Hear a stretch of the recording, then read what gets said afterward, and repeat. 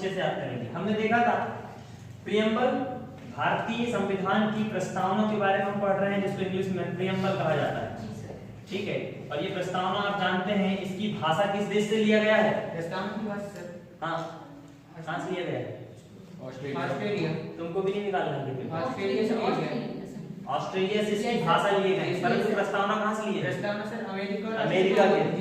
दो बातें इसमें याद रखना है आपको, अमेरिका से उद्देशिका लिया गया है, परंतु जो हमने भाषा लिए हैं ऑस्ट्रेलिया की भाषा उपयोग की है, उसकी भाषा हमने ली। ठीक है, इसमें हमने देखा था कि हम भारत के लोग समझे थे, हम लोगों ने, हम भारत के लोग मतलब भारत में सबसे ज्यादा शक्तिशाली कौन है? जनता। इसीलिए हमारी प्रियम्बल स्टार्ट होती है हम भारत के लोग।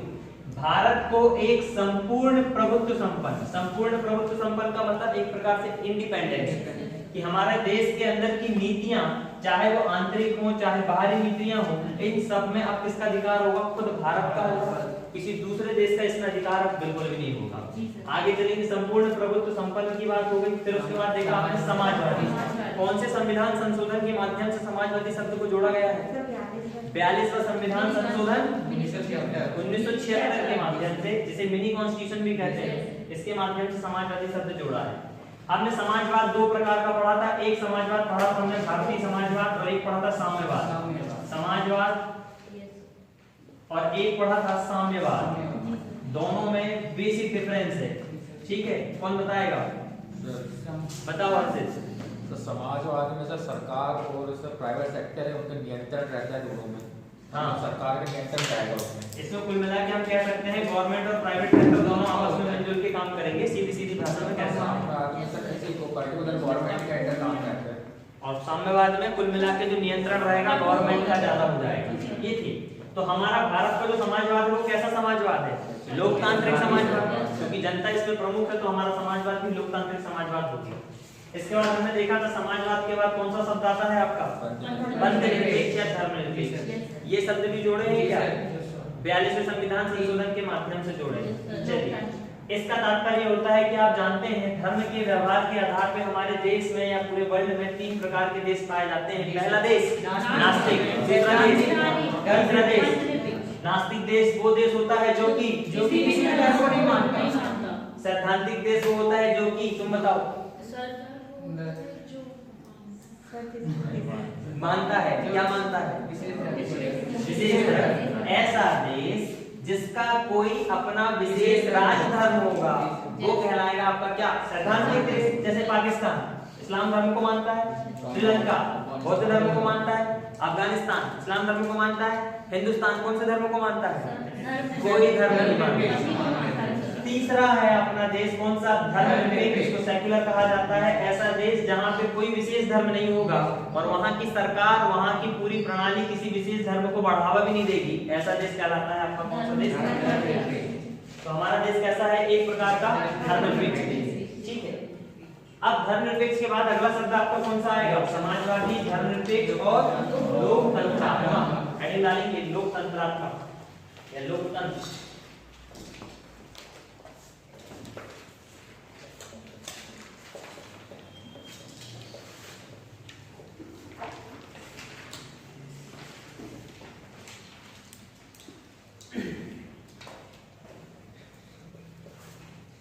सब लिख लोगे, कोई दिक्कत नहीं, परंतु समझ लो, एक बार समझ लोगे समझ में जाएगा। ध्यान से देखिए, लोक, लोक का मतलब त्रिलोक, लोक का मतलब जनता,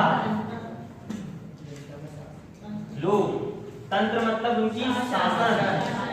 कुल मिला के लोकतंत्र का मतलब है ऐसा देश जहां पे जनता का ही शासन होता है, वो देश कहलाता है आपका लोकतंत्र। अभी लोकतंत्रात्मक में नहीं पहुंचे हैं अपन, अभी तो लोकतंत्र की बात कर रहे हैं।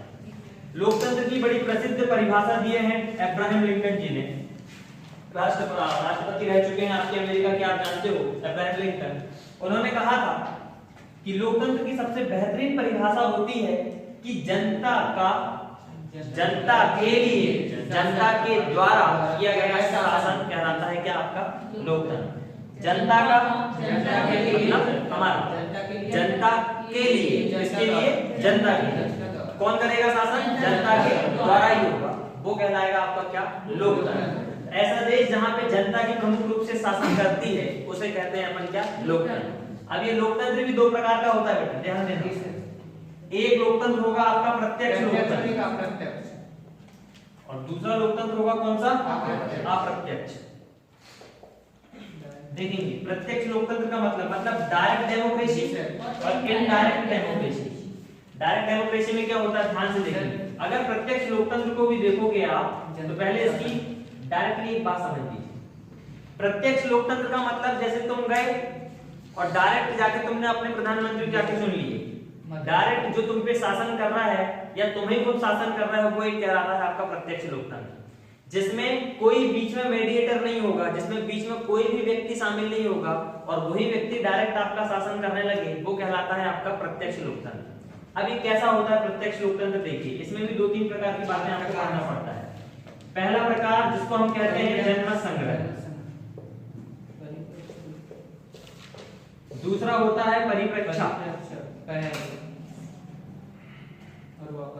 तीसरा होता है इनिशिएशन या पहल, और चौथा क्या होता है वापस बुलाना या रिकॉल। देखो समझिए जनमत संग्रह का मतलब जब कभी किसी भी देश में कोई बड़ा विवाद हो जाए, ऐसे दो क्षेत्रों को लेकर विवाद हो जाए, तो यहाँ पे सरकार निर्णय नहीं लेती। आप जानते हो ब्रिटेन से ब्रेक्सिट बन के अलग हो गया, कैसे हुआ, सरकारी निर्णय था क्या, हाँ जनता ने क्या किया था, वोटिंग किया था डायरेक्ट। जनमत संग्रह का मतलब ऐसा देश जहां पे चाहे कानून हो चाहे विवाद हो, इन सबको बनाने में जनता खुद वोटिंग के माध्यम से अपने कानून बनाती है, वो देश कहलाता है आपका कैसा देश, जनमत संग्रह वाला। और ये किसका प्रकार कहलाता है, प्रत्यक्ष का। अब बताओ यहाँ पे कोई संसद वंसद आ रही है के बीच में, नहीं आ रही, खुद जनता खुद वोटिंग कर रही है और खुद अपने कानून बना रही है, ऐसा देश कहलाता है आपका जनमत संग्रह वाले देश। परिप्रेक्षा या क्षेत्रीय विवाद हो गया आपका कोई भी विवाद। परिप्रेक्षा इसी को अपन क्या कहते हैं, अपन इंग्लिश में क्या कहते हैं परिप्रेक्षा को, रेफरेंडम। परिप्रेक्षा में भी आप देखिए जनमत संग्रह से मिलता जुलता है। इसमें जनमत संग्रह में क्या होता है, मुख्य रूप से विवादों का सॉल्यूशन किया जाता है। जैसे देखिए एक कोई बड़ा देश है, अगर हमारे भारत की बात करेंगे तो राज्य और राज्य के बीच में अगर विवाद हो जाए तो सॉल्यूशन सुप्रीम कोर्ट कराता है या हमारे केंद्र की सरकार उसमें प्रमुख रूप से निर्णय देती है। परंतु अगर इन दोनों देश के बीच में जहां पे डायरेक्ट डेमोक्रेसी चलती है, जहां पे डायरेक्ट डेमोक्रेसी चलती है, अगर ऐसे दो क्षेत्रीय विवाद हो जाए या दो आपसी राज्यों के बीच में विवाद हो जाता है, तब ऐसी चीजों के लिए यहाँ की जनता और यहाँ की जनता मिलकर निर्णय लेती है, तो ये कहलाता है आपका क्या, जनमत संग्रह। परिप्रेक्षा में क्या होता है, मुख्य रूप से कानून निर्माण कराया जाता है। कानून जनता खुद क्या करेगी, जनमत के माध्यम से अपनी वोटिंग के माध्यम से कानून बनाएगी। जैसे मान के चलो उन्होंने कहे कि ये नदी बह रही है, दो देशों के बीच की नदी बह रही है। अभी हमारे यहाँ जैसे सिंधु जल समझौता हुआ था 1960 में, ठीक, उसमें हमने डिसाइड किया था कितना प्रतिशत हिंदुस्तान का, इतना प्रतिशत किसका, पाकिस्तान का। क्या जनता ने डिसाइड किया था क्या, नहीं, दो नेताओं ने मिलकर कर लिया था। अब मान के चलो जहां पे डायरेक्ट डेमोक्रेसी चलती है तो वहां पे देखा उन्होंने कि भैया पानी ऐसा ऐसा जा रहा है, तो अब वो आपसी सहमति के माध्यम से बनवाएंगे कानून। जनता कहेगी एक काम करो भैया, इस वाले देश को तुम दे दो 70%, हमको दे दो 30%, या हमने कहा इसको 50 दे दो या इसको दे दो 50-50 दे दो। तो ये निर्धारित कौन कर रहा है, गवर्नमेंट कर रही है क्या नेता लोग कर रहे हैं, नहीं, ये निर्धारण कर रही है कौन, खुद वहां की जनता। तो कानून बनाने में जब जनता का नीतिगत फैसला मतदान के माध्यम से कर दिया जाता है तो वो कहलाता है आपका परिप्रेक्ष्य। ठीक, अब आ जाइए पहल। पहल का इंग्लिश में बोलेंगे इनिशिएशन। इनिशिएशन का तात्पर्य समझिए, डायरेक्ट डेमोक्रेसी जिन देशों में चलती है वहां पे क्या होता है, खुद जनता ही बोलेगी किसको, गवर्नमेंट को, कि हमारे लिए ये कानून बनाइए। जैसे तुम सब इतने सारे लोग बैठे हो, हमारी क्लास की टाइमिंग थी पहले 8 से 11, अब हो गई है 9 से 12। किसकी कहने पूरी 9 से 12, आप लोग कहने पूरी की नहीं, ठंडी बहुत तेज पड़ रही है। तो तुमने क्या करे, सब लोगों ने मिलके एक प्रस्ताव बना लिया। तुमने क्या सर से बोलेंगे कि 9 से 12 कर दो सर, ठंडी तेज पड़ रही है। तुमने प्रस्ताव बनाया तो क्या करे, तुमने इनिशिएशन करे कि नहीं करे, पहल कर दिए तुमने, सर जे 9 से 12 क्लास लगाना सर। कानून बन गया 9 से 12 का, किसके कहने पे बन गया, तुम्हारे कहने पे बन गया। क्या मैंने बोला था कि 9 से 12 क्लास लगाना, तो ये जो चीजें कर रहे हैं आप, जो पहल कर रहे हैं किसी भी चीज को बनाने की, यही तो कहलाती है आपका इनिशिएशन या पहल। अगर उस देश की जनता को ये लगता है कि यार कोई कानून हमारे देश के लिए जरूरी है, जो जनता समझ पा रही है वहां पे, तो उस जनता करेगी क्या, एक प्रकार का प्रस्ताव बनाएगी और जाके सीधे पहल कर देगी कि हमारे देश में महिलाओं के लिए इतना इतना आरक्षण होना चाहिए। गवर्नमेंट डिक्लेयर नहीं कर रही है, कौन डिक्लेयर कर रही है, जनता। आया समझ में? तो कोई भी कानून अगर वहां बनाना होता है तो एक माध्यम और होता है, पहल के माध्यम से भी कानून बन जाता है वहां पे, ठीक। और एक होता है वापस बुलाना। हमारे देश में प्रधानमंत्री को तुमने चुन लिए, एक बार चुन लिया, उनको तुम जनता के माध्यम से अलग नहीं कर सकते। जब तक संसद अलग नहीं करेगी या जब तक उनका अविश्वास प्रस्ताव नहीं आएगा तब तक नहीं अलग हो सकते। परंतु जिन देशों में, जैसे स्विट्जरलैंड हो गया, डायरेक्ट डेमोक्रेसी का सबसे बेहतरीन उदाहरण है स्विट्जरलैंड। डायरेक्ट डेमोक्रेसी में अगर वहां पे आपने किसी प्रधानमंत्री को चुन लिया या अपने नेता को चुन लिया तो क्या होगा, चुन तो लिए, बाद में जनता कहती धप्पी, हमसे गलती हो गई, हमने गलत व्यक्ति चुन ली, तो धप्पी कर देते वहां पे। और धप्पी करने के बाद वहां पे जैसे पहल करते हैं ऐसे उसको वापस बुलाने के लिए, मतलब रिकॉल करने के लिए, कि हमने जिस व्यक्ति को चुन के पहुंचा दिया पर हमसे धप्पी हो गई, हमसे गलती हो गई, धप्पी कर दी। धप्पी करने के बाद उसको क्या करते हैं, उसी पद से पदमुक्त करवा देते हैं, तो वो कहलाता है आपका क्या, वापस बुलाना। सोचो पूरी सरकार पे नियंत्रण किसका है, जनता का है कि नहीं? पूरी पॉपुलर उनकी जो भी पॉलिसी होगी, पूरी संसद होगी, जो कानून व्यवस्था होगी, नेता को चुनना होगा, नेता को गिराना होगा, सरकार बनाना होगा, सरकार गिराना होगा, किसके माध्यम से होता है? देशों में डायरेक्ट डेमोक्रेसी चलती है, यहाँ पे कौन है मुख्य, जनता। इसको ऐसे भी समझ सकते हो तो कि ये बैठा है आपकी सरकार, ये है आपकी क्या सरकार, और ये है आपकी जनता। डायरेक्ट डेमोक्रेसी में जनता का संवाद सीधे सरकार से होता है, डायरेक्ट होता है, बीच में कोई व्यक्ति नहीं आएगा, ये है आपकी डायरेक्ट डेमोक्रेसी। अब आ जाइए इनडायरेक्ट डेमोक्रेसी में, मतलब अप्रत्यक्ष में। पहले का उदाहरण तो ये 3 तलाक वाला, हाँ उदाहरण तो ढेर सारे हैं, पीटी के हिसाब से। प्रत्यक्ष अप्रत्यक्ष उदाहरण में, यहाँ भी अप्रत्यक्ष में जनता भी है, पहले जनता चुनेगी अपने प्रतिनिधि को, ये प्रतिनिधि करेगा सरकार से संवाद। क्या जनता का संवाद सीधे सरकार से हो रहा है, क्या नहीं हो रहा है? इसीलिए तो कह रहे हैं कि जनता ने चुना किसी व्यक्ति को तो जनता की आवाज कहलाएगी इसकी आवाज। ये जो हाँ बोलेगा मतलब जनता की हाँ, ये ना बोलेगा तो मतलब जनता की ना। और ये बंदा बात कर रहा है किससे, सरकार से, तो कहीं ना कहीं जनता ही बात कर रही है, परंतु डायरेक्ट नहीं, कैसे, इनडायरेक्ट। इसीलिए कहा जाता है इसे क्या, अप्रत्यक्ष। अप्रत्यक्ष जो लोकतंत्र होता है, अप्रत्यक्ष लोकतंत्र में जनता तो शामिल होती है, जनता तो शामिल होगी, परंतु जनता प्रत्यक्ष रूप से अपना काम नहीं कर सकती। जनता को पहले अपना क्या चुनना पड़ेगा, प्रतिनिधि चुनना पड़ेगा पहले, और प्रतिनिधि के माध्यम से ये सरकार के साथ क्या करेगा, संवाद करेगा। इसी कारण से अप्रत्यक्ष लोकतंत्र को प्रतिनिधि लोकतंत्र भी कहा जाता है, ठीक है, इसे प्रतिनिधि लोकतंत्र भी कहते हैं। ये छोटी छोटी बातें अभी सब लिखो, तुम टेंशन मत लो, एक एक बात समझ लो पहले। तो प्रत्यक्ष लोकतंत्र आपने देखा, अब आगे आपका क्या, अप्रत्यक्ष लोकतंत्र। अप्रत्यक्ष लोकतंत्र को समझ लीजिए पहले थोड़ा सा, या पहले प्रत्यक्ष को लिख लो पहले, छोटी छोटी बातें लिखिए। प्रत्यक्ष लोकतंत्र, ठीक है, इनके बारे में मत लिखो, ये मेंस के टॉपिक हैं, ये तो आपको बस पता रहना चाहिए क्या है। बस नॉर्मल आप जान लीजिए प्लेबिसाइड में क्या होता है कि सारी की सारी नीतिगत फैसले पे फैसला कौन लेता है, आपकी जनता लेती है, वोटिंग के माध्यम से। परिपरीक्षा में आपने देखा रेफरेंडम में पैनल तो वही है, परंतु क्या किसके लिए करेंगे, कानून बनाने के लिए। पहल मतलब इनिशिएशन करना, कोई भी कानून करना।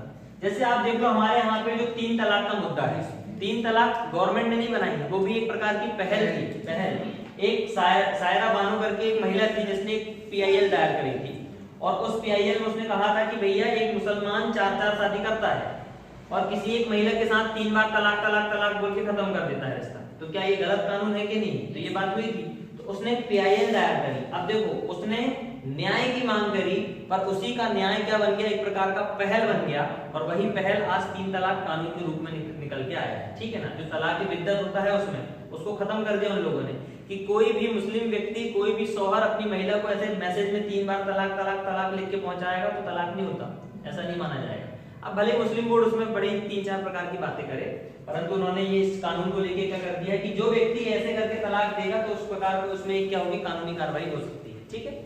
तो ये पहल का एक उदाहरण ले सकते हो आप अपने भारत में। और वापस बुलाने का मतलब कि धप्पी अगर हो जाए, किसी गलती से हमने किसी को चुन लिए तो क्या हो जाएगा, आप लोगों से वापस बुला देंगे। अब डालिए अप्रत्यक्ष लोकतंत्र। सर जैसे आप केसी सर में उसमें भी लिख सकते हैं सर, जैसे यूनिफॉर्म सिविल कोड की कानून में कि सभी नागरिक मतलब वो भी नागरिक के अंतर्गत आए, लेकिन धर्म अलग होने के कारण यूनिफॉर्म सिविल कोड में देखो दो बातें हैं। हमारा देश सेकुलर देश, धर्मनिरपेक्ष देश है। हमारे देश ने ही पहले आजादी दी थी सब धर्म को मानने की। अब इस्लाम धर्म कहता है कि हमारे पास तलाक बिद्दत होता है, हमारे यहाँ चलता है, वो मान रहा है, परंतु उस धर्म का ये पर्सनल मुद्दा बन गया ना। क्या 3 तलाक बिल्कुल लेके गवर्नमेंट इनिशिएशन करा क्या? पहले नहीं करा, पहले न्यायालय ने करा। और न्यायालय ने जब तक नहीं करा तब तक गवर्नमेंट की हिम्मत नहीं हुई, नहीं तो पूरी की पूरी मुस्लिम कम्युनिटी उनके अगेंस्ट में आके खड़ी हो जाती। देखिए इस्लाम धर्म कहता है कि 3 तलाक हमारे लिए जायज है, हमें कोई दिक्कत नहीं है, उनके में चलता है। परंतु जो महिलाएं हैं उन महिलाओं को उनके ही धर्म से क्या होने लगी, दिक्कत होने लगी। तो उन्होंने न्यायपालिका के सामने जाके अपना क्या किया, अपनी गुहार लगाई। न्यायपालिका ने उसमें जो चैम्बर बनाया, उसकी जो कमेटी बनाई, उस कमेटी में उन्होंने मुसलमान को भी शामिल किया, उस कमेटी में उन्होंने मौलानाओं को शामिल किया, न्यायाधीशों को शामिल किया, और सब लोगों ने रिसर्च किया, बड़े बड़े उसकी पूरी बातें की। फिर अंततः न्यायालय ने ही निर्णय दिया कि भैया हो सकता है आपके धर्म में ये जायज है, परंतु इस पर्टिकुलर चीज के चक्कर में क्या हो रहा है, किसी व्यक्ति विशेष को हानि हो रही है, और व्यक्ति विशेष की अगर हानि हो रही है तो उसका मौलिक अधिकार का हनन हो रहा है। क्यों? अगर कोई व्यक्ति एक महिला को छोड़ देगा तो उसका जीवन जीने का अधिकार जा रहा नहीं जा रहा। जीवन जीने का मतलब गरिमापूर्ण जीवन जीने का अधिकार आर्टिकल 21 कहता है। यूपीएससी 2019 में पूछा था उसने ये सवाल कि गरिमापूर्ण जीवन जीने का अधिकार कौन सा मौलिक अधिकार है। आर्टिकल 21 कहता है कि प्रत्येक व्यक्ति को गरिमापूर्ण जीवन जीने का अधिकार है। अब एक महिला की तलाक हो जाता है तो उसका जीवन गरिमापूर्ण हो गया क्या? नहीं हुआ। अगर वो डिपेंडेंट है तो नहीं है, इंडिपेंडेंट होती तो बात दूसरी। और इस्लाम धर्म में आप देखना ज्यादातर महिलाएं काम धंधा नहीं करेंगी, आप देखना बहुत कम देखेंगी, व्यवहारिक रूप से देखें तो उन महिलाओं ने इस मुद्दे को उठाया। 3 तलाक के लिए देखना कितनी हुई थी, पूरी रोड में महिलाएं निकली थी। तो इसमें सबसे पहले हस्तक्षेप किया है किसने? न्यायालय ने। अब जब सुप्रीम कोर्ट ने हस्तक्षेप कर दिया तो कोई इस्लाम धर्म में कोई भी कम्युनिटी सरकार के विरोध में जाके नहीं कर सकती। आप जानते हो आर्टिकल 123 जिसमें लिखा हुआ है ऑर्डिनेंस के बारे में, तो ऑर्डिनेंस एक प्रकार का खुद राष्ट्रपति तो करता ही करता है, एक और ऑर्डिनेंस अध्यादेश जारी करता है सुप्रीम कोर्ट भी। सुप्रीम कोर्ट कहता है कि जो कानून संसद नहीं बना पाती है उस कानून को बनाने का अधिकार भी सुप्रीम कोर्ट के पास है। जैसे 3 तलाक वाला मुद्दा हो गया, संसद नहीं बना रही थी 3 तलाक को लेके बिल, तो सुप्रीम कोर्ट ने किया एक काम करता हूं भैया मैं एक 6 महीने का टेम्परेरी कानून बना देता हूं। परंतु उस 6 महीने के अंदर जो कि सुप्रीम कोर्ट ने कानून बनाया है, उस 6 महीने के अंदर उसी कानून को संसद में पेश करना पड़ेगा सरकार को और उसे कानूनी रूप देना पड़ेगा, क्योंकि वो न्यायालय का निर्णय है और न्यायालय ने ही उसको आदेश दिया है कानून बनाने का। तो अब कोई भी मुस्लिम कम्युनिटी या कोई भी बोर्ड उसमें जाकर उसके अगेंस्ट में नहीं जा सकता। तो इस प्रकार का मुद्दा था, ठीक है ना। तो ये कुल मिला के मौलिक अधिकारों के हनन की बात थी। अब ये सारी बात अगर आएगी कि सर इसमें तो यूनिफॉर्म सिविल कोड वाली बात की सर, ये मुद्दा नहीं है। ये मुद्दा है सेकुलर धर्म का कि हमारा धर्मनिरपेक्ष देश था और धर्मनिरपेक्ष में बहुत सारे धर्म आके शामिल हो गए, परंतु अब उन्हीं के धर्म में अगर कोई दिक्कत होने लगी है तो ये गवर्नमेंट की दिक्कत नहीं है, ये किसकी दिक्कत है? उस धर्म विशेष की दिक्कत है। उस धर्म विशेष की दिक्कत को सुलझाने के लिए बीच में कौन आया? सुप्रीम कोर्ट आया, ठीक है। ऐसे करके कानून बना। अब ये क्या कहला रहा है? पहल कहला रही है, कहला रही है, एक प्रकार की पहल हो रही है मुस्लिम महिलाओं के द्वारा, पहल कहला रही है, गवर्नमेंट ने तो इनिशिएशन नहीं किया है, ठीक। ये तो ये मुद्दे अगर आप ऐसे समझ जाते हैं ना तो मेंस में दिक्कत नहीं है तुम्हें लिखने के लिए, घुमा फिरा के भी अगर देगा तो कोई समस्या वाली बात नहीं। चलिए हमने देखा था अप्रत्यक्ष लोकतंत्र, इसको पहले समझ लो फिर लिखेंगे।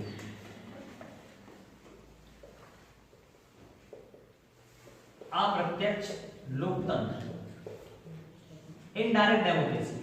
अप्रत्यक्ष लोकतंत्र का मतलब, पहले प्रत्यक्ष लोकतंत्र में आपने लिखा है कि जनता अपनी सारी शक्ति का इस्तेमाल प्रत्यक्ष रूप से करती है और वो शक्ति उपयोग करने के उनके पास 3-4 तरीके हैं। इनडायरेक्ट डेमोक्रेसी में जो जनता होगी, जो लोग होंगे, अपनी शक्ति तो होगी परंतु उसका इस्तेमाल डायरेक्ट नहीं कर पाएंगे। कैसे करेंगे? अप्रत्यक्ष लोकतंत्र क्या होता है कि जनता की जो शक्ति होगी वो प्रत्यक्ष रूप से सरकार को चलाने में शामिल नहीं होगी। तो कैसा होता है, पहले इसको उदाहरण के रूप में समझिए। तुम सब लोग क्या करते हो, जनता हो तुम सब लोग, तुमने चुना किसी विधायक को, ये विधायक लोग मिलके बनाएंगे सरकार, सीएम एक बनेगा सीएम आपका। अब देखो जनता ने चुना किसको? विधायक को। क्या तुमने सरकार को चुन लिया क्या? नहीं चुने ना। शासन चलाएगा कौन? सरकार चलाएगी, चलाएगी। सीएम जो रहेगा, सरकार जो रहेगी आपकी, शासन कौन चलाएगा? यही चलाएगी। और इसको चुनने का काम कौन करता है? ये विधायक लोग करते हैं। तो कुल मिला के देखा जाए तो जनता तो चुन रही है, परंतु प्रत्यक्ष रूप से नहीं चुन रही है। बीच में ये मीडिएटर आ गया आपका। तो अप्रत्यक्ष लोकतंत्र में आप क्या करते हैं? सबसे पहले अपने प्रतिनिधि को चुनते हैं, अपने विधायक को, अपने सांसद को चुनते हैं। फिर वो विधायक सांसद लोग मिलके आगे चल के क्या बनाएंगे? सरकार बनाएंगे और उनका निर्माण करेंगे। अब अगर जनता को संवाद सीधे सरकार के साथ करना होगा तो सबसे पहले इसको संवाद करना पड़ेगा किससे? अपने प्रतिनिधि के साथ। अब ये प्रतिनिधि अपनी बात को रखेगा यहाँ पे जाके। तो दो प्रकार की चीजें हो गई यहाँ पे। यहाँ बैठी है सरकार, बीच में आ गया आपका प्रतिनिधि, अब आ गई जनता। जबकि डायरेक्ट डेमोक्रेसी में क्या था? सरकार और डायरेक्ट आ गई थी जनता। इनका संवाद आपस में डायरेक्ट जुड़ा हुआ है, परंतु इनका संवाद अगर देखें हम तो बीच में कौन आ गया? प्रतिनिधि, फिर आ गई जनता।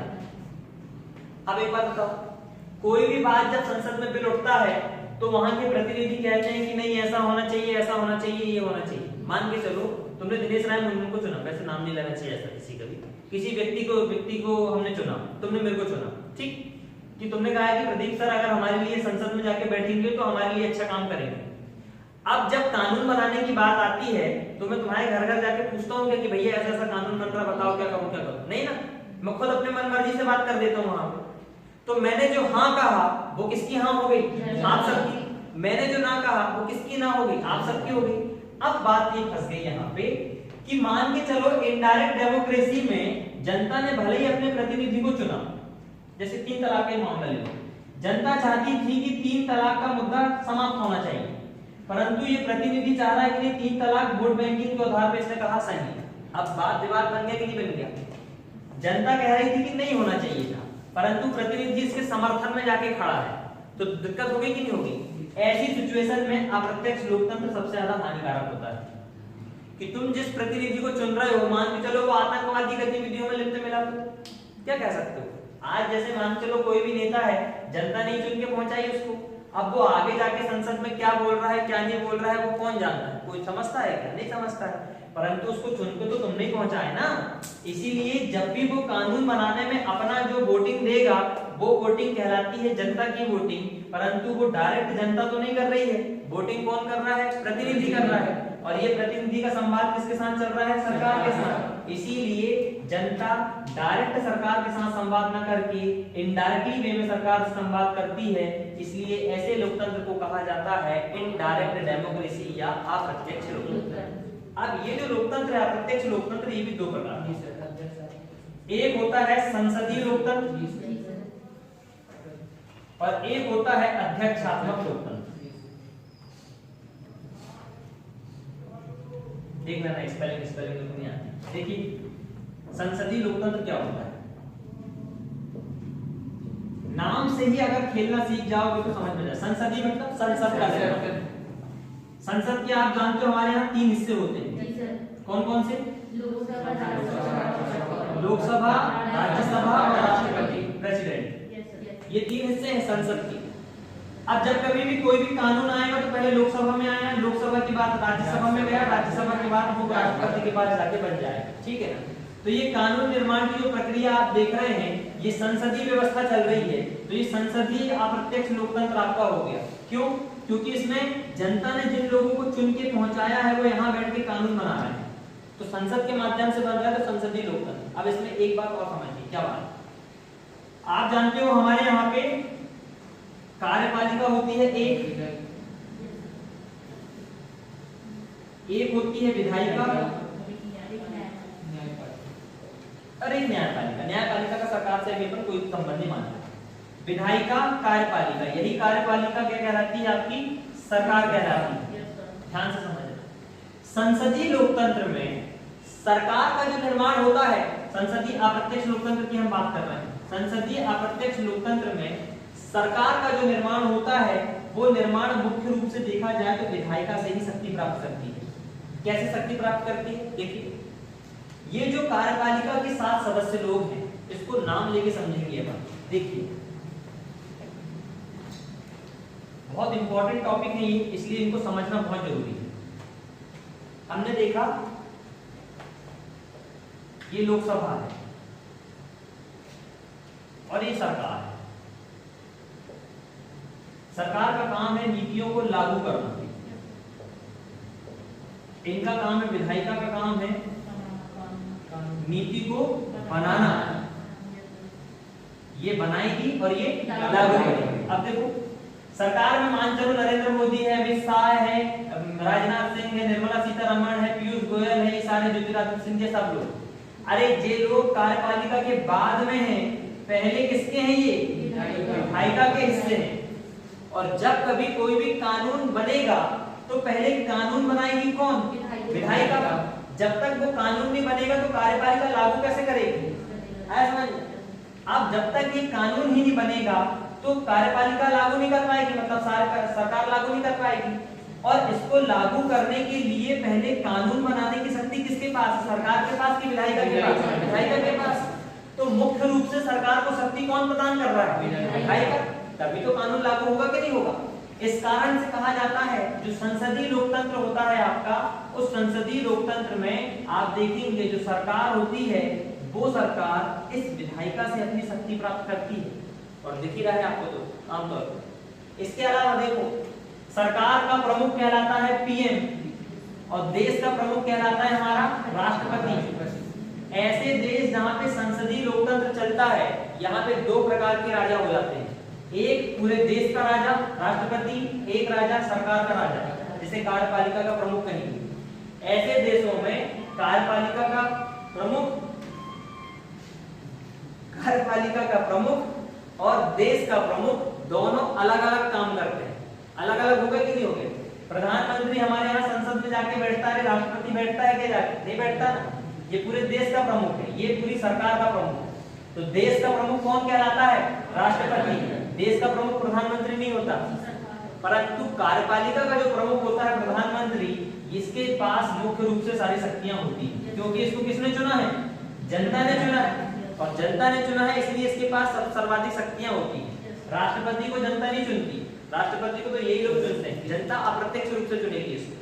तो कुल मिलाकर देखा जाए तो जो अप्रत्यक्ष लोकतंत्र है और इसका संसदीय लोकतंत्र जो कहलाता है, आपका संसदीय पार्टीशन जो कहलाता है, इसकी दो तीन बातें आपको ध्यान रखना चाहिए कि इसमें संसदीय लोकतंत्र में देश का मुखिया और सरकार का मुखिया दोनों अलग अलग काम करेंगे। दूसरी बात, जो सरकार का मुखिया होता है या जो कार्यपालिका का मुखिया होता है वो अपनी शक्ति किससे प्राप्त करता है? विधायिका से प्राप्त करता है। ये कहलाता है आपका अप्रत्यक्ष संसदीय लोकतंत्र। अब आ जाइए अध्यक्षात्मक लोकतंत्र, से एक दूसरे से जुड़े रहते हैं एक दूसरे से। अब आ जाइए आप कौन सा? अध्यक्षात्मक लोकतंत्र। यहाँ पे भी लोकसभा संसद यहाँ पे भी है, दिक्कत वाली बात नहीं है। यहाँ पे भी संसद है, यहाँ पे भी सरकार है। इस सरकार का मुखिया और इस संसद का मुखिया या कार्यपालिका का मुखिया, पूरे देश का मुखिया। यहाँ दो बातें हो जाएंगी। इस प्रकार के देश में अध्यक्षात्मक, क्योंकि आप नाम से ही देख रहे हैं कि इस पूरे देश का एक कोई ना कोई अध्यक्ष होगा। यही अध्यक्ष विधायिका या कार्यपालिका का प्रमुख रहेगा, यही अध्यक्ष पूरे देश का भी प्रमुख रहेगा। जैसे अमेरिका में केवल राष्ट्रपति शासन चलता है, राष्ट्रपति ही पूरे देश का अध्यक्ष है, राष्ट्रपति ही पूरी सरकार का अध्यक्ष है। तो ऐसे देश में आपने देखा कि इस प्रकार के देश में पूरे देश का मुखिया केवल और केवल एक व्यक्ति होता है, जबकि अप्रत्यक्ष लोकतंत्र जो संसदीय वाली व्यवस्था है इसमें देश का मुखिया अलग और कार्यपालिका का मुखिया अलग होता है। यहाँ पे देश का मुखिया भी एक होगा और कार्यपालिका का मुखिया भी एक होगा। इसके अलावा जब ये पूरा प्रमुख व्यक्ति है तो इसको शक्ति विधायिका से नहीं मिलेगी, संसद से शक्ति नहीं मिलेगी। इसके अंदर खुद में इतनी शक्ति रहती है कि ये विधायिका को भी क्या कर सकता है? ऑपरेट कर सकता है। तो अध्यक्षात्मक प्रणाली में आप देखेंगे दो तीन प्रकार की बातें हैं कि इस प्रकार की व्यवस्थाओं में जो विधायिका होगी, जो संसद होगी, वो देश के मुखिया के साथ या कार्यपालिका के साथ जोड़ के काम नहीं करेगी। दोनों क्या रहते हैं? वो एक ही रहते हैं। तो जुड़ने की आपस में बातें ही। दूसरी, देश का मुखिया और कार्यपालिका का मुखिया भी कौन रहेगा? केवल एक ही व्यक्ति रहेगा। इसलिए इस प्रकार की व्यवस्था को कहा जाता है अध्यक्षात्मक प्रणाली। आया समझ में? इसका उदाहरण तुम लिख सकते हो सीधे अध्यक्षात्मक का कहाँ पे, अमेरिका, इसका लिख सकते हो तुम ब्रिटेन, या फिर हमारा भारत का लिख सकते हो, कोई दिक्कत वाली बात। ठीक, चलो लिखो इसको फटाफट। हेडिंग डालिए अप्रत्यक्ष लोकतंत्र। अप्रत्यक्ष लोकतंत्र में लिखेंगे इस प्रकार के लोकतंत्र में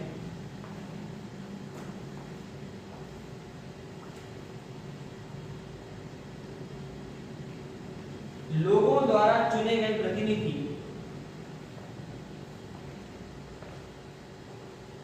इस प्रकार के लोकतंत्र में लोगों द्वारा चुने गए प्रतिनिधि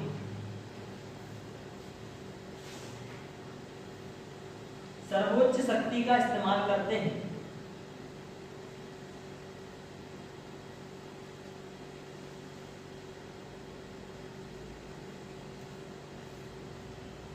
और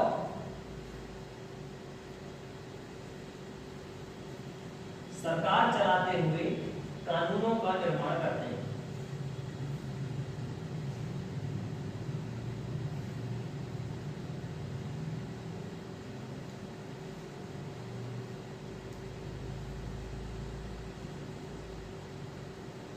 इस प्रकार के लोकतंत्र को प्रतिनिधि लोकतंत्र भी कहा जाता है, क्योंकि प्रतिनिधि कर रहे हैं यहाँ पे शासन। इस प्रकार के लोकतंत्र को प्रतिनिधि लोकतंत्र कहा जाता है। यह दो प्रकार का होता है।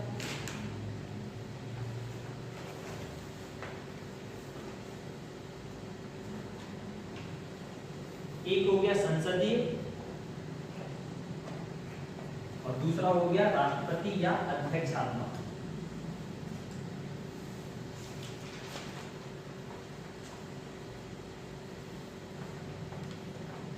हेडिंग डालिए संसदीय में।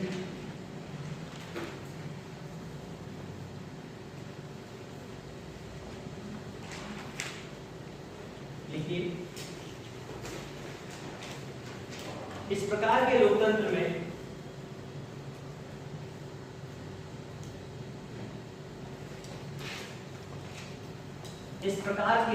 में कार्यपालिका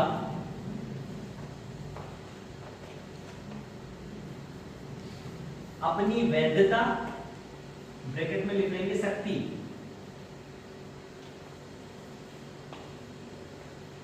अपनी वैधता या शक्ति विधायिका से प्राप्त करती है। विधायिका ब्रैकेट में संसद लिख सकते हैं आप।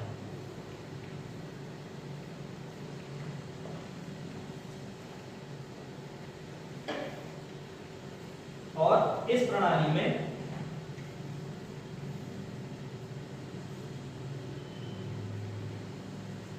विधायिका और कार्यपालिका परस्पर जुड़े हुए होते हैं।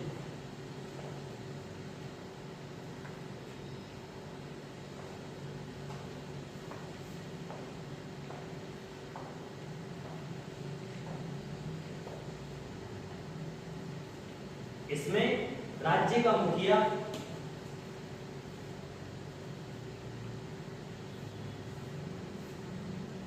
और सरकार का मुखिया अलग अलग व्यक्ति होते हैं। इसमें राज्य का मुखिया और सरकार का मुखिया अलग अलग व्यक्ति होते हैं, परंतु कार्यपालिका का प्रमुख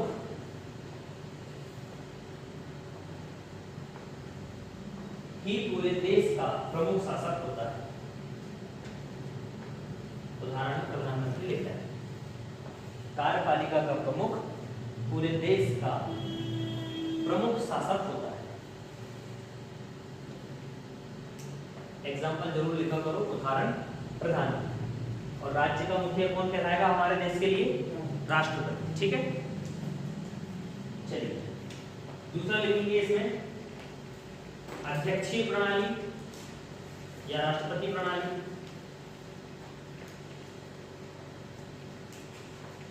लिखिए इसमें इस प्रणाली में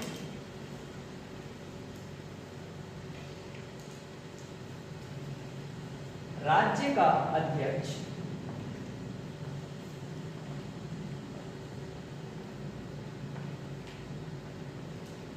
सरकार का, ब्रैकेट में लिख लेंगे कार्यपालिका का भी अध्यक्ष होता है।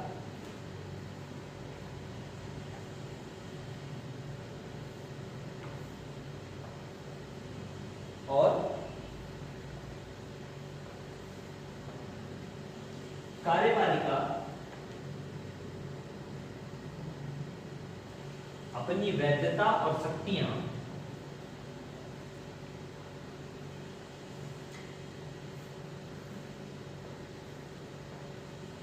विधायिका से प्राप्त नहीं करती।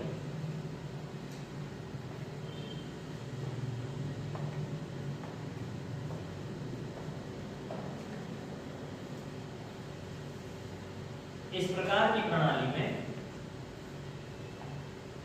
राष्ट्रपति का शासन होता है।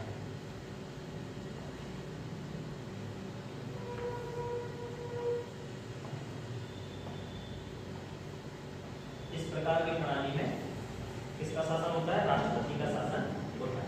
ठीक है, चलिए, ये था आपका लोकतंत्रात्मक व्यवस्था। तो हमारे भारत में किस प्रकार का लोकतंत्र पाया जाएगा? अप्रत्यक्ष लोकतंत्र है हमारे यहाँ। अप्रत्यक्ष लोकतंत्र हुआ कि नहीं? अच्छा एक बात बताओ, तुम्हारे यहाँ का क्षेत्रीय नेता कौन है? मुनमुन राय। तुमको अगर कोई बात कहना होगा किसके पास जाओगे? विधायक के पास जाओगे? जाओगे। फिर वो विधायक जाएगा कहाँ पे? सीएम के पास, सरकार के पास। तो तुम्हारी बात जो थी वो सरकार तक पहुंची नहीं, पहले कहाँ पहुंची? विधायक के पास। और वो विधायक क्या है? आपका प्रतिनिधि। वही प्रतिनिधि सरकार के पास जाएगा।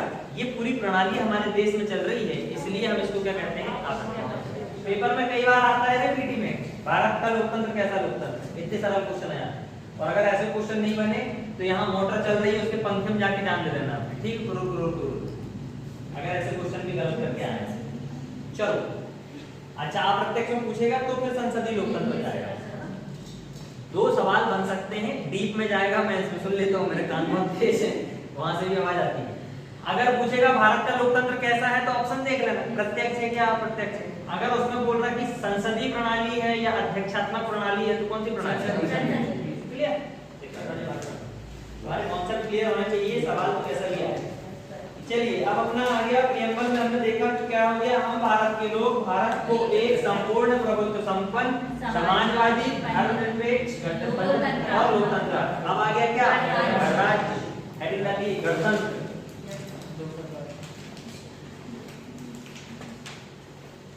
इंटरव्यू पूछते हैं गणतंत्र का मतलब क्या है?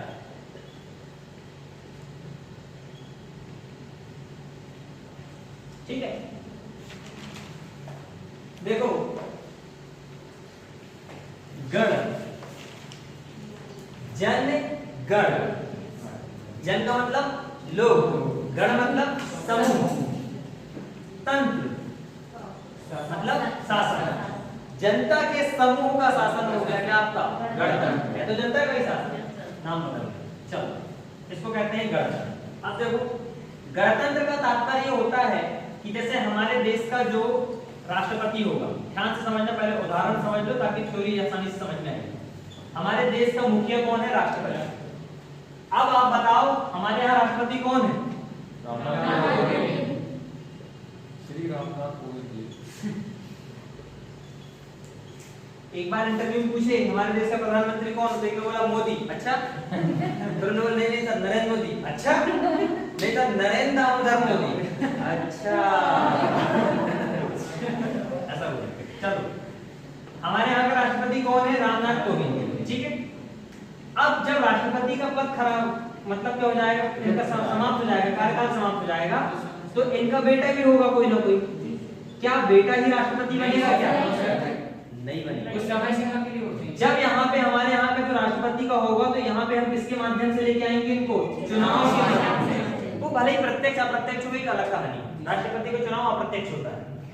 तो जब हमारे देश का जो मुखिया होता है, हमारे देश का मुखिया या किसी भी देश का मुखिया दो प्रकार से हो सकते हैं।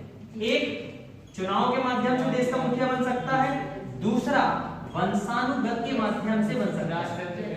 वंशानुगत का मतलब हुआ क्या कि बाप राजा था, उसका बेटा भी राजा, फिर उसका बेटा राजा राजा राजा कौन सा राजा? ये वाला राजा, मेरे घर का नाम राजा।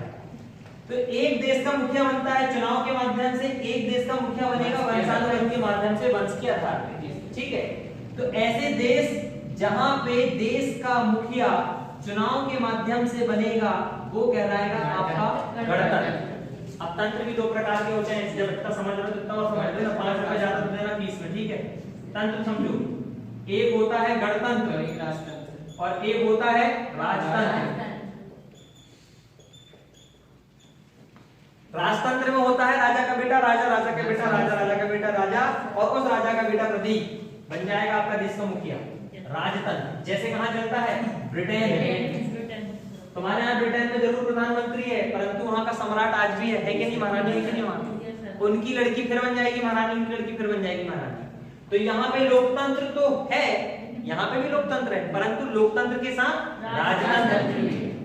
गणतंत्र ऐसे देश में पूरे देश का मुखिया किसके माध्यम से आएगा? चुनाव के माध्यम से, वो भी किसी समय सीमा के लिए। उन्होंने कहा चुन दिए तो मानते दम तक जी रहे हैं, ऐसा नहीं रहता। 4 साल के लिए, 5 साल के लिए। हमारे यहाँ कितने साल के लिए? 5 साल। आप देखोगे राष्ट्रपति का चुनाव अमेरिका में होता है कितने साल के लिए? 4 साल के लिए आता वहां। ठीक है, तो ऐसा देश जहां लोकतंत्र तो है परंतु उस देश में गणतंत्र भी है, ऐसा देश है हमारा कौन सा? भारत। गणतंत्र का तात्पर्य सीधा सीधा लिख सकते हैं, गणतंत्र का मतलब देश का मुखिया ना वंशानुगत से आएगा बल्कि चुनाव के माध्यम से आएगा। डायरेक्ट वंश के माध्यम से नहीं बनेगा, चुनाव के माध्यम से, वो भी निश्चित काल के लिए, निश्चित समय सीमा के लिए बनेगा। वो देश कहलाता है आपका गणतंत्र।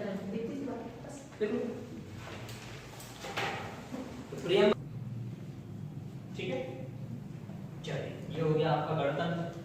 अब आ जाइए प्रियम्बल बोलो फिर से। हम भारत के लोग, भारत को एक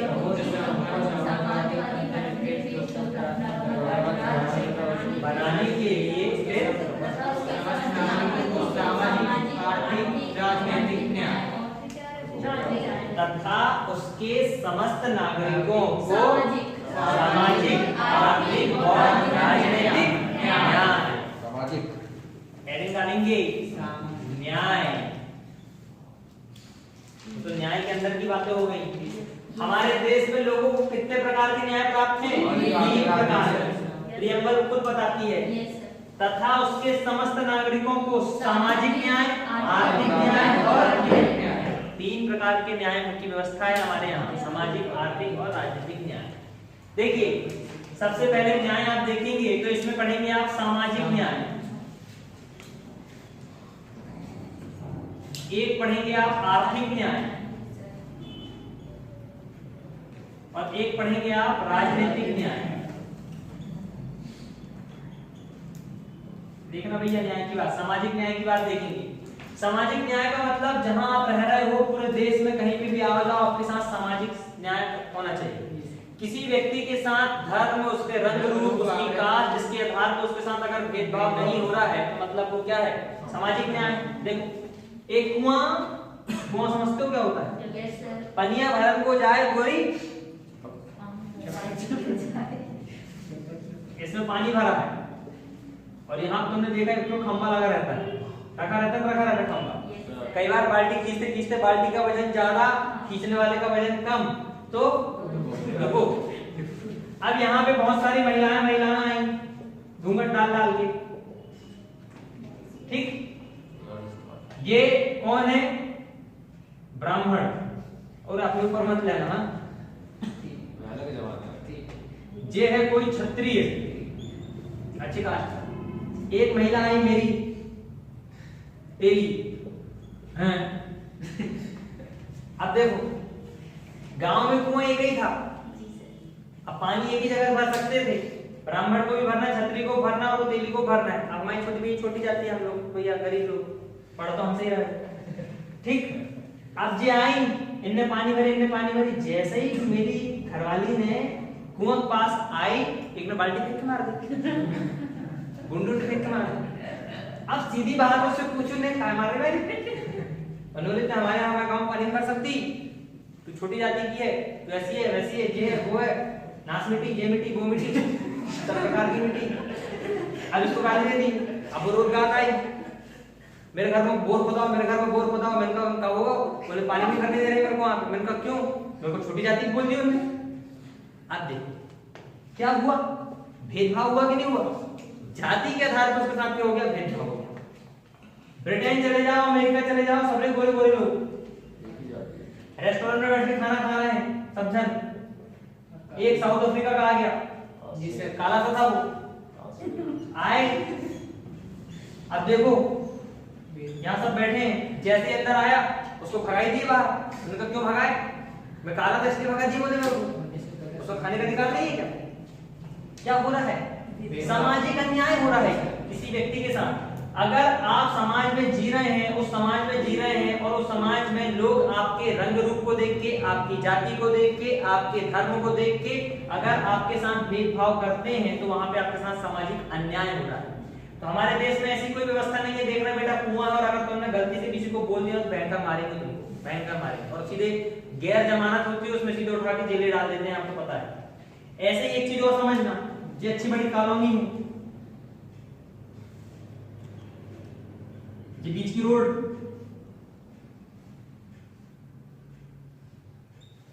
फील करो इस चीज को, ऑटोमेटिक समझ में जाएगा।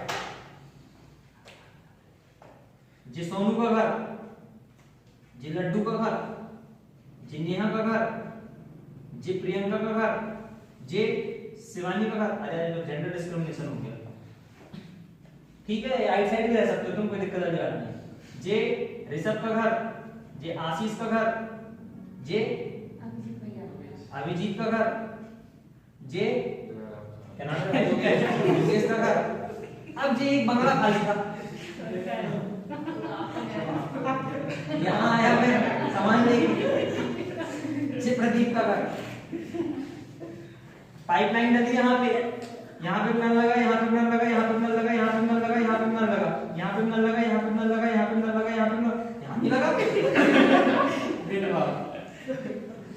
मैं गया था सरपंच के पास, कॉलोनी की मेंटेनेंस तो क्यों तेरे घर बदल देंगे क्या? मैंने कहा क्यों? छोटी जाति का व्यक्ति, काला कलम का सब, ऐसा बोल दिया मेरे को। अब मैं रहता तो समाज में रहूं ना, ठीक भैया मत दो, मैं लोहा पहुंचा यहाँ पे दिक्कत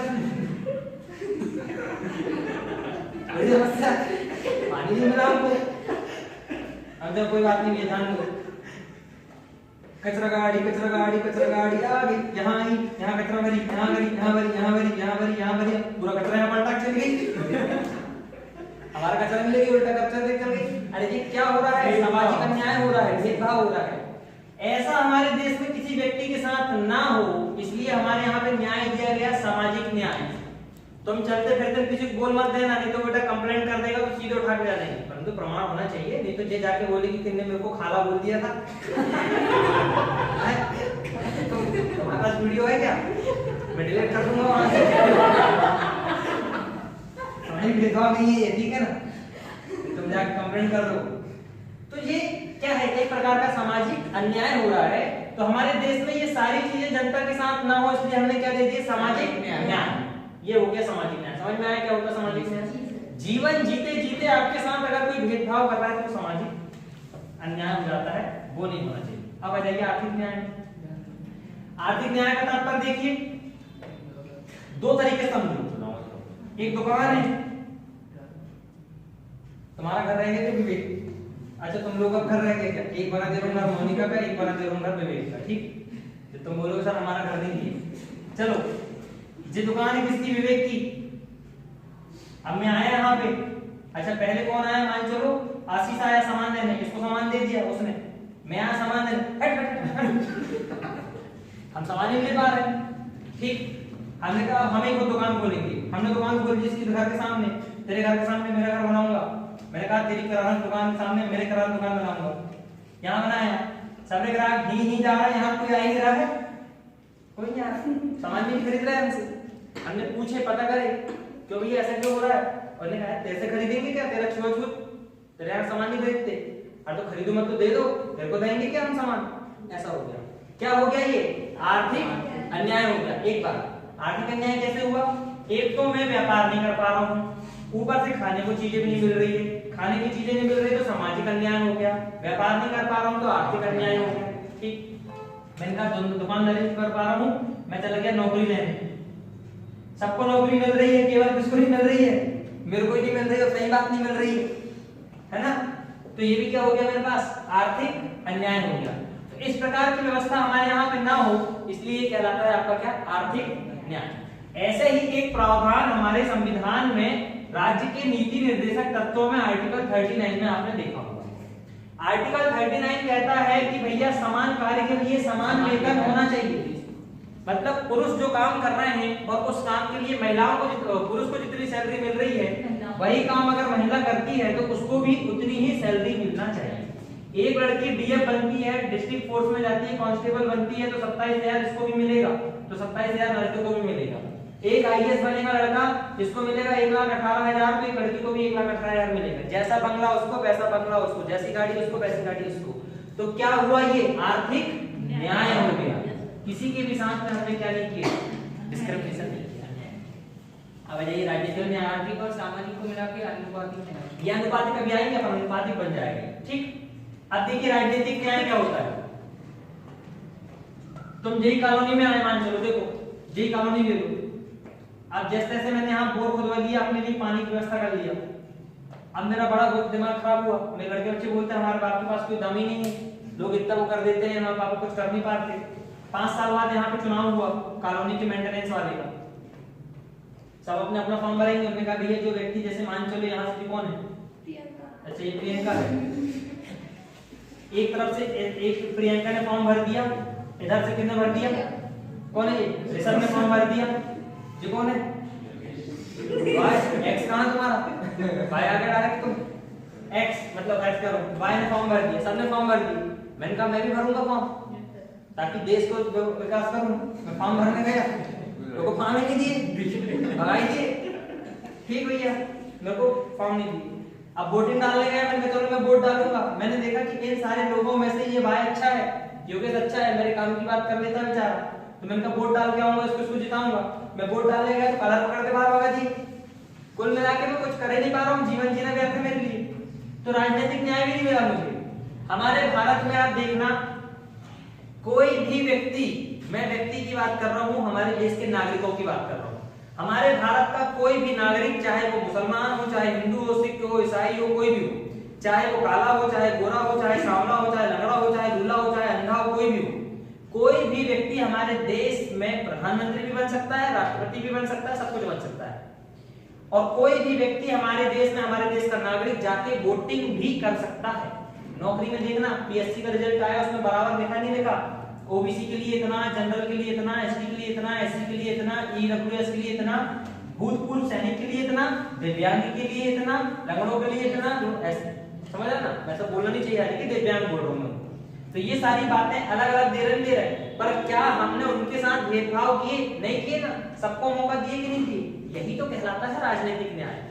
आपके देश में किसी भी व्यक्ति या किसी भी नागरिक के साथ वो वोटिंग डाल सकता है, वो देश में सरपंच बन सकता है, वो जाके प्रधानमंत्री, राष्ट्रपति कुछ भी बन सकता है। तो ये इस प्रकार का न्याय कहलाता है आपका कैसा? राजनीतिक न्याय, पॉलिटिकल जस्टिस, ये कहलाता है। समझ पाए तीनों की तीनों चीजों को? अपने मन से देख सकते हो ना फटाफट से। चलो देखो न्याय के बारे में फटाफट 5 मिनट में लिखेंगे जल्दी। लिखिए, भारत में न्याय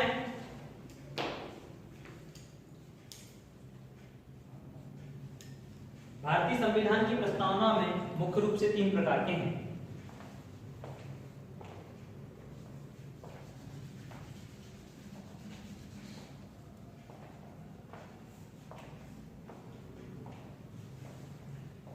नंबर पहला सामाजिक, दूसरा आर्थिक और तीसरा राजनीतिक।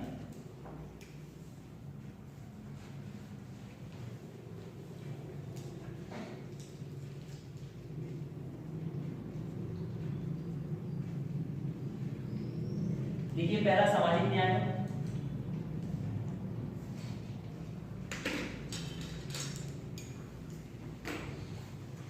सामाजिक न्याय का अर्थ है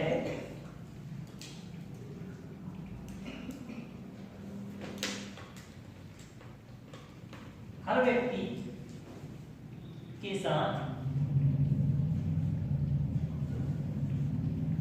जाति, रंग, धर्म, लिंग के आधार पर, जाति, धर्म, रंग, लिंग के आधार पर बिना भेदभाव किए समान व्यवहार,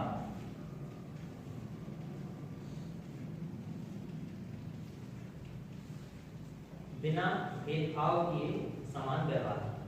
चलो बताओ मेरे को, तुम बताओ जरा, क्या नाम तुम्हारा? मोनिका। समान कार्य के लिए समान वेतन किस प्रकार के भेदभाव को खत्म करता है? जिसको पता है हाथ खड़े करो, कौन समझ पाएगा? करो। समान कार्य के लिए समान वेतन किस प्रकार के भेदभाव को खत्म करता है? आपने लेकिन अभी जाति, रंग, धर्म, लिंग इनके आधार पर भेदभाव नहीं किया जाएगा।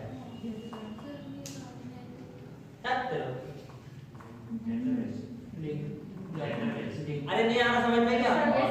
लड़का को भी समान वेतन, लड़की को भी समान वेतन। लड़का कौन सा इसमें आ गया? जेंडर आ गया। जेंडर डिस्क्रिमिनेशन को खत्म करता है ये, मतलब लिंगात्मक भेदभाव को खत्म करता है। यही तो पूछते हैं इंटरव्यू में। तुम इतने पढ़ लिख के आगे लिख के तो जाओगे मेंस में, बोलोगे कैसे? बोलना जरूरी आए नहीं आए? चलो आपसे सीधे पूछेंगे या पीटीश में दे दे तो आर्टिकल 39 समान कार्य के लिए समान वेतन किस प्रकार के भेदभाव को खत्म करता है? रंगात्मक भेदभाव, लिंगात्मक भेदभाव, ये भेदभाव, वो भेदभाव। छोटी छोटी बातें हैं, इनको थोड़ा ये किताबों से नहीं सीखोगे आप, ये खुद की समझ से सीखोगे, तभी तो आईएएस अधिकारी। तो 39 में आर्थिक पैदा 39 ए बी सी सेक्शन है, उसका सी सेक्शन देखोगे तो मिलेगा आपको। ठीक है, मैं डायरेक्ट ओवरव्यू बताता हूं आपको कि 39 में मिलेगा। ऐसे तो 38 में भी है, सामाजिक, आर्थिक और राजनीतिक न्याय होना चाहिए, वो भी तो है ना उसमें, डीबीटी है। चलिए इसमें लिखेंगे आप, कौन सा हो गया आपका ये सामाजिक न्याय। अब लिखेंगे आर्थिक न्याय का।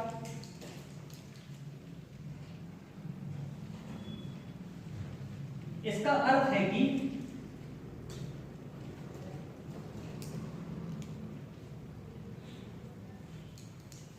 आर्थिक कारणों के आधार पर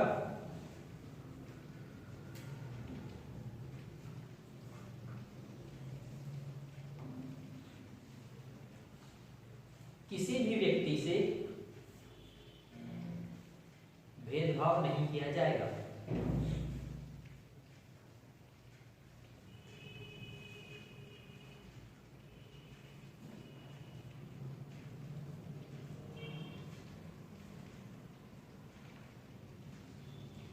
चलो फिर इसी को बताओ मुझे, समान कार्य के लिए समान वेतन किस प्रकार का भेदभाव को खत्म कर रहा है? सामाजिक न्याय दिला रहा है, आर्थिक न्याय दिला रहा है या राजनीतिक न्याय दिला रहा है? आर्थिक मिला, समझ पा रहा चीज? आर्थिक न्याय मिला उसको। समान कार्य के लिए समान वेतन, भैया उसको 3 रुपए, हमको 3 रुपए चाहिए, नहीं हम इनके लिए। ठीक, अगर देखिए राजनीतिक न्याय। अच्छा राजनीतिक इंग्लिश में एक चीज और लिख लीजिए, जो सामाजिक न्याय है और जो आर्थिक न्याय है, इन दोनों को मिला दिया जाए तो ये बन जाता है आपका अनुपातिक न्याय। ये पेपर में आया है एक बार, इसलिए इंपॉर्टेंट। अनुपातिक न्याय लिख लो। सामाजिक न्याय और आर्थिक न्याय का मिला जुला स्वरूप अनुपातिक न्याय कहलाता है।